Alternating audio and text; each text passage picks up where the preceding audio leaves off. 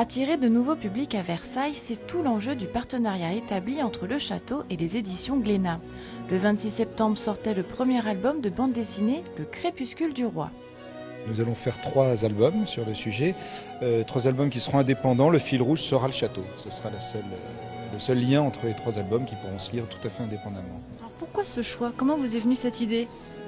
C'est une collection que développent les éditions Glénat, qui est une collection sur les grands lieux du patrimoine. Il y a eu un album sur le Mont-Saint-Michel, sur Carnac en Bretagne, un autre sur le Panthéon, sur le pendule de Foucault. Et là, donc, il va y avoir ces 3 albums sur le château de Versailles. Et donc, il y a des lecteurs de BD qui vont découvrir Versailles à travers leurs livres favoris, leur manière de découvrir les choses favorites.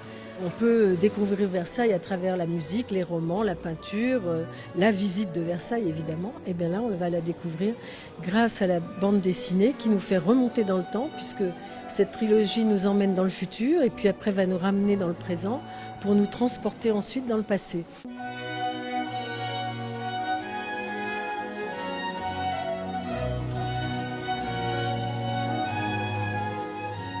Je dirais que il y a toujours une certaine exactitude historique à apporter, mais on a aussi la possibilité, de par les cadrages, les points de vue qu'on choisit, d'apporter aussi notre univers.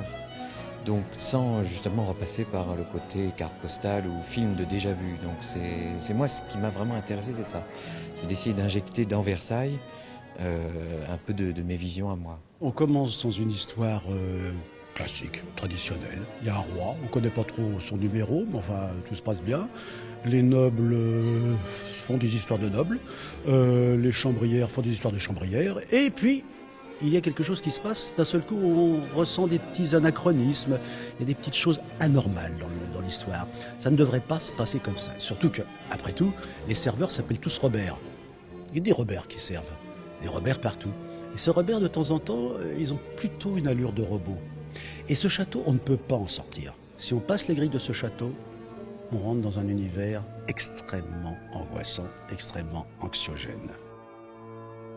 L'album de science-fiction Le Crépuscule du Roi sera suivi d'un 2e tome intitulé L'ombre de la reine. Le nom du dernier album est déjà connu, il s'agira du Sacrifice du fou.